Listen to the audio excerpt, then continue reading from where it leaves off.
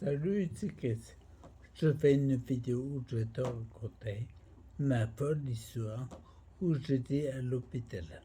Pourquoi j'étais et surtout comment ça s'est passé toute ma petite heure. Qu'est-ce que je me rappelle? Parce que je suis quand même passé à côté de la mort. Très facile. Donc du coup, je reprends un tout petit peu. Je remonte en juin 2025 où il y avait le HD qui passait à la maison. HD, ça veut dire hospitalisation à domicile.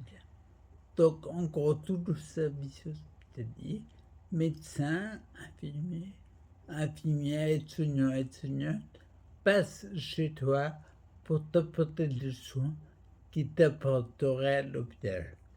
Et à l'époque, j'ai déjà fait une vidéo là-dessus, mais à l'époque, j'avais besoin de beaucoup de soins pour mes pieds.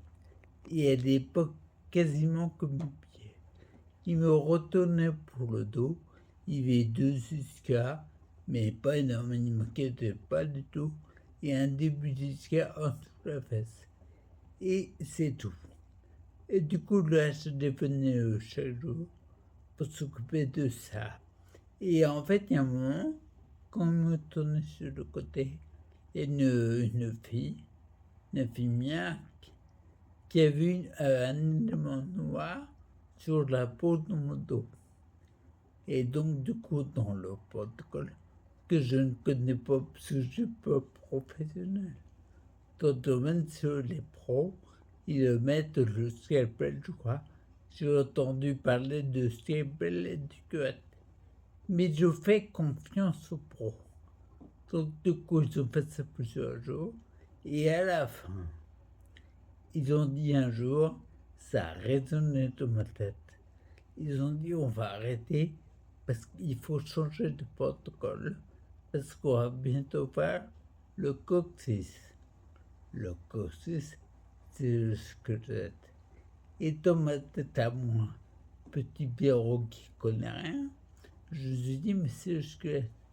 J'ai vu affiché dans ma tête. J'ai vu stop. On arrête de coup, j'ai dit stop à tout le monde. Et le lendemain, bien sûr, j'ai vu le médecin du SGQ. C'est le premier médecin que j'ai apprécié. J'en apprécie beaucoup d'autres, mais lui, c'est le premier. Et donc, du coup, je le suis pour que j'arrête et qu'en fait, je voulais faire mes protocoles à moi. Parce que tu sais qu'avec l'esprit, j'avais des résultats énormes sur le pied. Donc, du coup, je continue à faire ça. Mais on verra où ça donne, peu importe. Je voulais pas qu'on arrive au squelette. Et comment dire? Parce que je l'ai dit en étant factuel, avant que vous veniez, il n'y avait pas de trou. Là, maintenant que vous partez, il y a un trou. Donc j'arrête. Il m'a dit texto, je ne crois pas une seconde à vos protocoles. Et après, moi, je fais mes protocoles. Et donc, du coup, j'étais content parce que sur 3-4 semaines, le trou, il a diminué en diamètre. Pas en profondeur de main diamètre. Et après, plus rien. Tout est parti en sucette. Mes pieds devenaient énormes. Le trou montait. C'était n'importe quoi. Et moi, en fait, je ne m'en rendais pas compte. Je faisais beaucoup de linge, beaucoup de sang, beaucoup de liquide qui était très précieux et je me rendais compte à quel point je perdais par exemple du potassium du fer et surtout du sodium. Et le truc est très vicieux, c'est que encore moins tu as de sodium, moins du rationnel. Donc du coup, quand je voyais mes pieds, tout le monde me disait que c'était horrible, mais moi je disais que c'était normal. Et là, quand je vois les photos, les mêmes pieds, je me dis, mais comment je peux laisser faire ça? C'est n'importe quoi, il faut faire quelque chose. Donc, du coup, il est arrivé ce qui devait arriver. Et ce qui devait arriver, je fais plus une fois. Et un matin, le 31 octobre 2025, On m'a retrouvé le matin sans faire de tout. Je m'étais endormi d'épuisement sur la table de ma salle.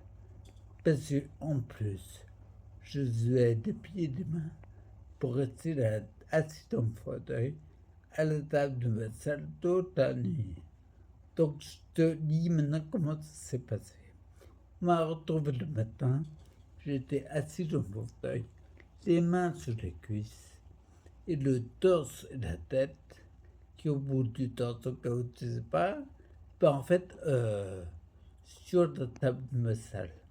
Et je captais du tout. Donc, du coup, maintenant, je te dis ce que j'ai vécu de l'intérieur.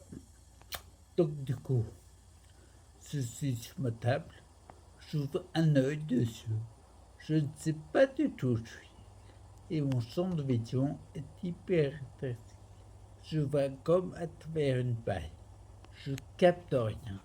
Je vois rien d'autre. J'entends vaguement le son de la voix de ma mère, de un de mes neveux, et je dis à toi que je recours au chat, mais je capte rien d'autre. Il lutte pour me lever et mettre un oreiller sur mon but. Il me retombe sur l'oreiller. C'est plus doux, je me dis, mais je capte toujours rien. Et j'entends très vaguement ma mère qui parle d'hospitalisation et je dis ok. Et après, je me rappelle plus de rien. Je me retrouve dans une chambre d'hôpital. J'ai plus aucun souvenir.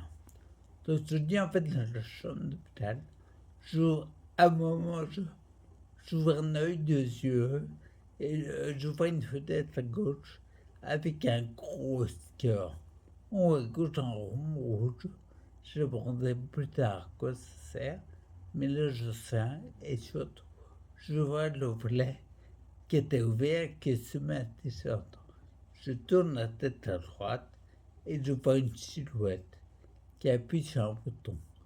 Donc du coup, je fais le lien. Je me dis, le bouton baisse le volet. Et je dis à la silhouette, faut pas baisser le volet. Et je m'entends direct.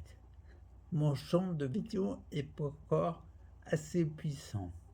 Je me réveille à nouveau et en fait je vois la fenêtre avec le volet ouvert qui se met à descendre. Encore, donc je tourne la tête et je vois la même chose. Et je dis surtout, il ne faut pas descendre le volet. Et elle me dit cette phrase hyper importante. Elle me dit, mais pourquoi c'est important de ne pas baisser le volet? Et je vais te dire pourquoi c'est important. En fait, c'est important parce que du coup, à l'extérieur, tu vois la nuit et le jour. Donc, tu vois la vie qui défile. Donc, c'est la preuve que tu n'es pas mort. Tu peux encore vivre. Et là, c'est n'importe quoi parce que je m'endors et après, je me réveille, le volet est ouvert et je suis seul dans ma chambre. La porte du vestibule est fermée en fait et mon champ de vidéo est plus grand.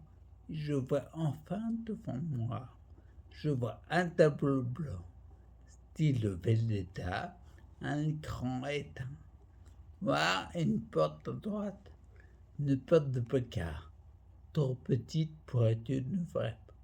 Et je me crois dans un McDo. Pourquoi je vois? Et je suis convaincu que sur l'écran, il va s'allumer. Et il y aura les menus McChicken, McBacon. Et à la porte, je suis sûr qu'il y aura un vendeur de McDo qui va sortir. Ben, t'es dans un McDo, il faut bien un vendeur. Et je crois qu'il va prendre ma commande. Et d'un coup, c'est où? Et d'un coup, je me retrouve à droite de mon lit, à 1,50 m de hauteur, en train de léviter. Et dans le lit, en fait, c'est moi, mais c'est pas moi, en fait. C'est un mec en obésité morbide. Obésité morbide, ça veut dire que t'es tellement gros que c'est dangereux pour ta fille. Et ce mec-là, qui fait au moins 300 kilos, ben, il disparaît d'un coup. Je sais pas comment il a fait pour pas le dire aux amis. Et je me retrouve dans le lit, à sa place. J'essaie de lever le bras gauche, marche pas. J'essaie de lever le bras droit, marche pas non plus. Et là, je me dis, mais en fait, t'es aussi con que le mec. Tu vas crever de tes conneries. Donc, du coup, j'ai envie de faire autre chose pour la vie. Et la porte de droite, d'accord, je crois que c'est une porte en verre. Une porte en verre. Il faut bien sortir du McDo. Donc, et derrière la porte en verre, je suis persuadé qu'il y a une route. Et sur la route, quand on entend ça, je pense qu'il y a une voiture dans laquelle il y a ma mère et mon neveu, qui sont les deux seules personnes que j'ai entendues avant. Et tout s'arrête quand il y a une infirmière qui ouvre la porte. Je comprends que je suis pas dans McDo, enfin. Et je vais encore, en fait, je vais découvrir la vie dans un hôpital. Je raconterai plus tard dans une autre vidéo, mais c'est assez hallucinant. J'ai appris plein de choses, et tu vas voir, en fait, tu veux pas comment là, mais pour moi, l'hôpital, j'ai vu, c'est un Star Wars, il y a des Pokémon, tu vas voir dans une autre vidéo, je dirais pourquoi. Bon allez, à plus, ciao.